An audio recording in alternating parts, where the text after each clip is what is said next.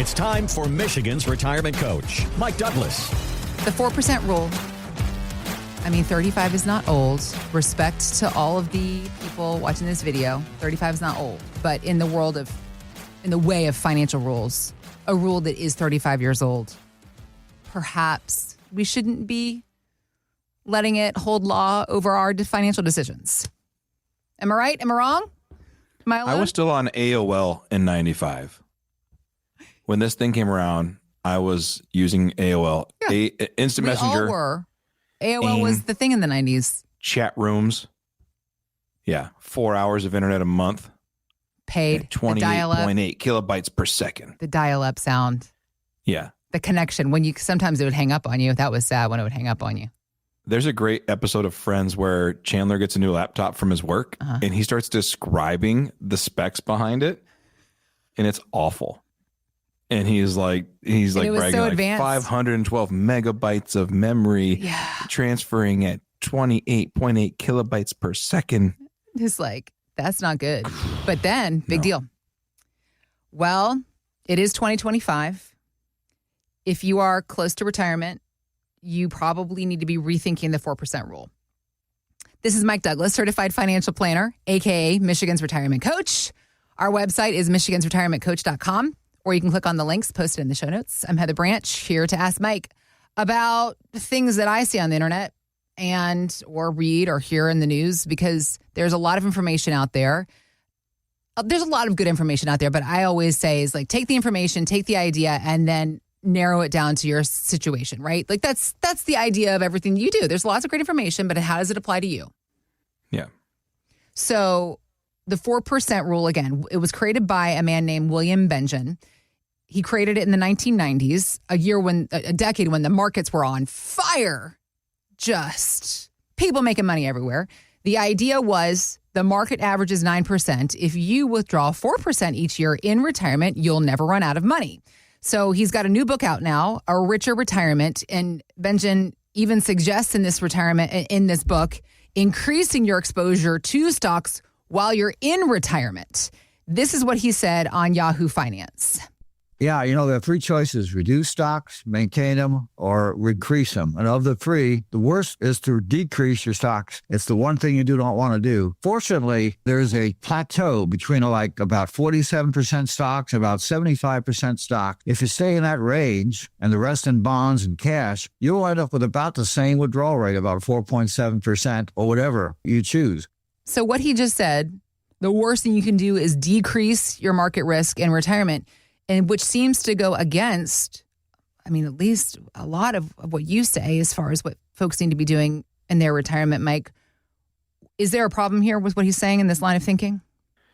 So this is where we start to see a weird not splitting, but just a divergence between some thought of academic financial research versus client experience and what happens at a conference room table when you sit with a retiree who is going through it, preparing for it.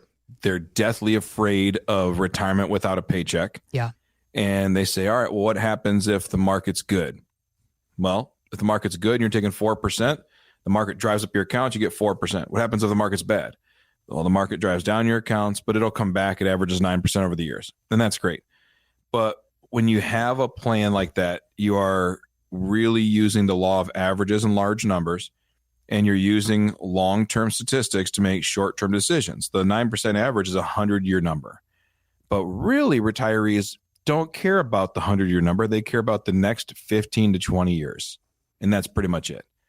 So there are these market cycles that we go through that can really negatively or positively impact your portfolios in retirement. If you retire when the market's if you had retired in 2009 or 10, the market's at a bottom, you build a retirement plan using the rule of 4%. I get 4%. Well, then for the next basically 15 years, the market has over time gone up. And so you go, okay, my income keeps going up and up. But in this, he's not discussing the way people feel or the way people process the information during 2022 when stocks and bonds both fell 20% and the NASDAQ dropped 30%. Mm-hmm. When 2020, the fastest 33% crash in history. Again, black swan event, recovered back. It did work out, but the way people feel matters in certain timeframes. You shouldn't build your plans on feelings ever, but it does matter when you sit at a conference table. And when you look at 2018, 10% crashes and a 20% crash. The great financial crisis, 53% drop over 18 months. The dot-com bubble burst, 43% over 3 years. There's been a lot of times where the market tanks. And if you retire at the wrong time, the market's tanking, you're tanking. And because you increased or kept your stock position the same as what it was, it can really hurt. Yeah. I had a guy who retired from Ford, and he retired in 1999. Mm-hmm. And 1999, 2000 were good. And then in 2001, 2, and 3, the market dropped 3 straight years, and he was using the rule of 4%. And so if it was a 1-year crash and recovery, no big deal. 2-year crash and recovery, it stinks. But the 3-year crash, the market loses 43%, and he's pulling out 4% per year. He was down around 50% coming out of the first 5 years of retirement. And that's tough. And through that all, the advisor just keeps saying, just keep hanging on. You're going to be okay. He was working with an advisor at the time. Yeah. Yeah. And the guy's using the rule of 4% because it was new back then. Right. The rule of 4% was not even 10 years old. So the rule of 4% was new. Also, the 1990s were a great decade for the market. There's no reason to assume it's almost like that was the time that taught us a lot of lessons that have brought us to where we are now in 2025. Oh, yeah. And so they drop all this money, loses value. And then from 2004, 5, 6, and half of 7, it starts recovering, never gets all the way back. And then from October of 07 to March of 09, the market drops 53%. And he loses a bunch of money again. And so for him, because of not the fact that he retired with $1.8 million. He had a lot of money. But he retired, and $1.8 million back in 99 is a lot of money. It's not $1.8 million a day. It's a lot more money. Yeah. And he retired with what should have been plenty, but because of the bad market cycle, he went through it. This is what's called sequence of returns risk. It's about the timeline of when you retire and when you start withdrawing money from your accounts versus the timing or market cycles that we go through. Yeah. We know that the market's going to drop 20% every 3 years or so. We know that the market's going to go through a 40% correction, typically every 5 to 7 years. What happens if those things happen kind of back to back? And you go through that. What happens if we go through a long period like 2009 through 2018, where we never really had a negative year in the market? Like 2015 was negative, I think 0.67%. 2018, the market's negative 6%. But through all of that, the market just keeps running up. And then we have a 2022 correction where stocks and bonds fall simultaneously.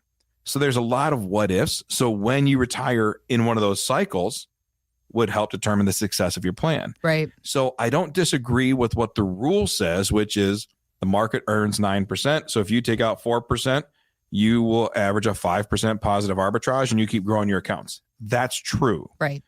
But it's based on an average. Yeah. Yeah. And so the problem is the market drops 20%. So I have $1 million and I follow this advice, and I'm not going to decrease my stock exposure. I'm going to increase my stock exposure to make sure I get that 9%. So now I retire and I go to a 70-30 portfolio or 80-20 portfolio. 80% of my money's in stocks, 20% is in bonds because I want to increase that position, or 60-40, whatever number.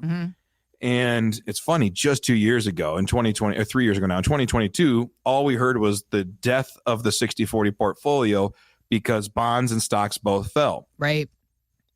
So you choose a 60-40 or 70-30 portfolio, 70% of your money experiences a major loss, and you're taking 4% out.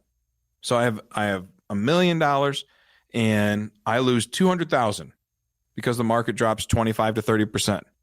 I lose 200,000, but remember at the start of the year, I said, I'm taking out 4% of that. So I'm taking out $40,000. Yep.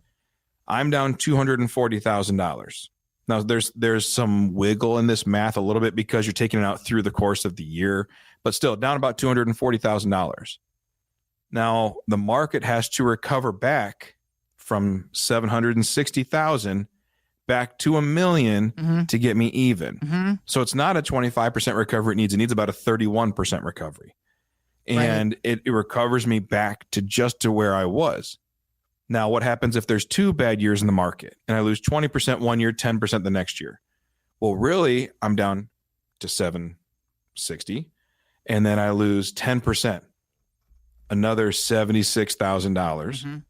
And then I'm going down another 4%. So all of a sudden I'm at 650, 630.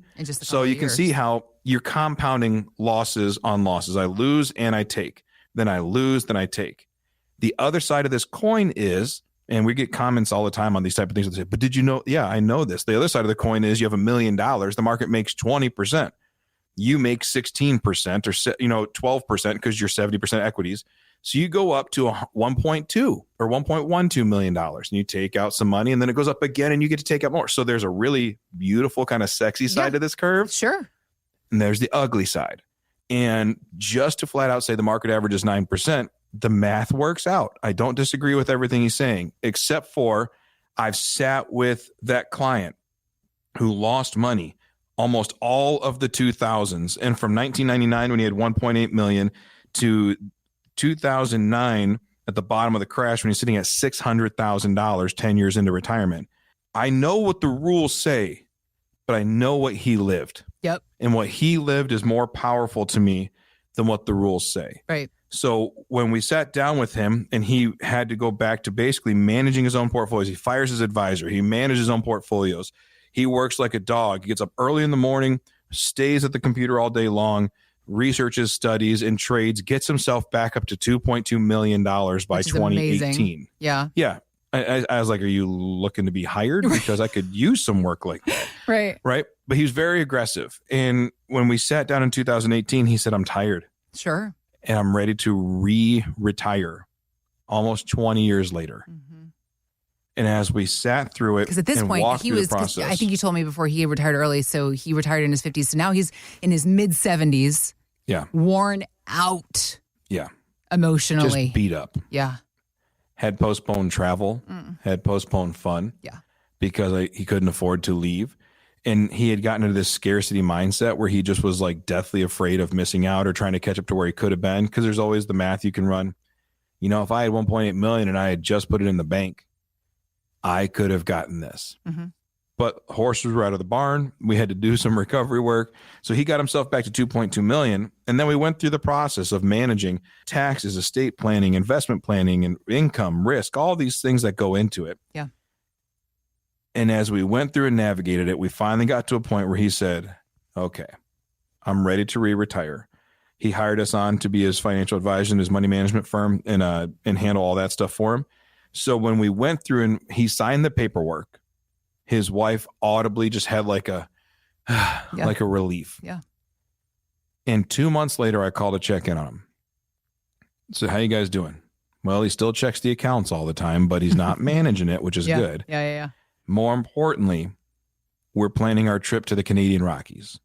Now, I didn't know, again, just my lack of knowledge of Canada. I didn't know there was a Canadian Rockies. Yeah. But I'm like, what are you talking about? Well, there's this train ride you can take through the Canadian Rockies and you get to see all this beautiful stuff. And we've been planning this trip forever. We were supposed to take it early on in our retirement, but here we are 20 years later and we're finally planning and taking that trip. I know what the rule says. Yeah. I know how it works on a spreadsheet and in a vacuum and behind computer screens. But when I'm sitting with someone and they are planning their life and their retirement and their dreams, and they just happen to get caught in the wrong end of a market cycle, you can't tell me that there's not some common sense into maybe de-risking some positions for a season to make sure they live out their life the right way. Right. I think rules are good. It gives us parameters to start planning from. But I wouldn't use the same internet speeds I got in 1995. I wouldn't get in a plane that was built in 1995. I want top of the line premium new stuff. Why? Because this is my life. This is my enjoyment. This is everything. Just know that rules are there for suggestion when it comes to this stuff. It's a starting point, like you said. Yeah. Yeah. You're a person. You're a family with specific goals, desires, risk tolerances, capacities, all of that. Don't allow old rules to determine your new retirement. Know that it's 2025 and your life is yours. MichigansRetirementCoach.com is the website to go to start a conversation one-on-one about your plan with Mike and his team. We also have links posted in the show notes. All right, as we wrap up, thinking about then somebody who's watching this, hearing the story, taking the moral of it. I don't want to be in a situation where I retire this year and then we go on another lost decade, which is what happened in the early 2000s. Mm-hmm. So what does somebody then need to do? How do we prevent this from happening? What are some action items, questions we need to be asking in order to protect ourselves? Well, whenever you start retirement planning, it needs to come from the basis. The very foundation is income. Okay. Without income, you're not retired. You got to go back to work. Okay.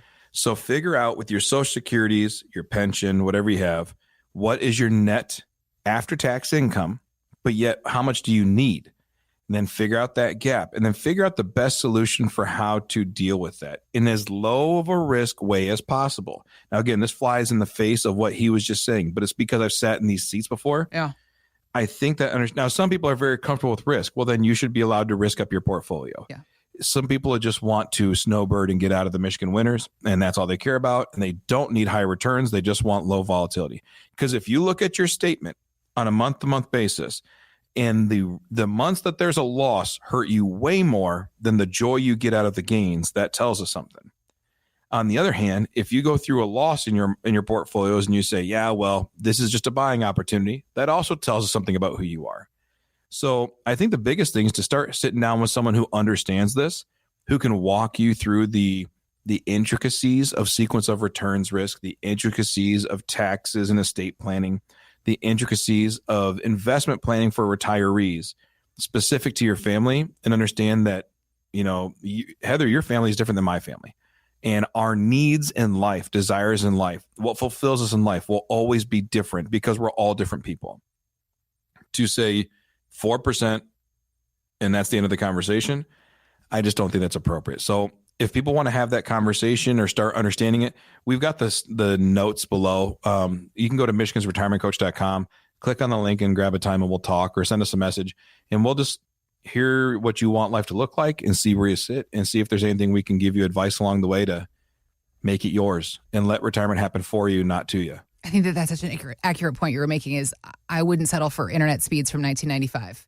Like, if nothing, consider that. Why are you still applying financial rules from 1995 to your retirement? You would not think about just your cell phone. Some people didn't even have cell phones in 1995. Would you be good with the cell phone? Remember that big Zach Morris brick phone? Is that what you're walking around with in 2025? Of course not. Why are you walking around with 1995 rules on your financial and retirement plan setup? You can do better. Let's get to work helping you understand. Again, it's michigansretirementcoach.com, or just click on the links we got posted in the show notes. Thanks for listening to Michigan's Retirement Coach with Mike Douglas. To learn more, visit michigansretirementcoach.com. Michael Douglas is an investment advisor representative of Stewards Wealth Planning, LLC, a registered investment advisor. Financial professionals are not licensed in all 50 states. To find out if Michael Douglas is licensed in your state, please call 517-323-7526. Stewards Wealth Planning, LLC is not affiliated with nor endorsed by the Social Security Administration or any other government agency and does not provide legal or tax advice. Annuity guarantees rely solely on the financial strength and claims-paying ability of the issuing insurance company. By contacting us, you may be provided with information about insurance and annuity products offered through Michael B. Douglas, NPN number 9650939.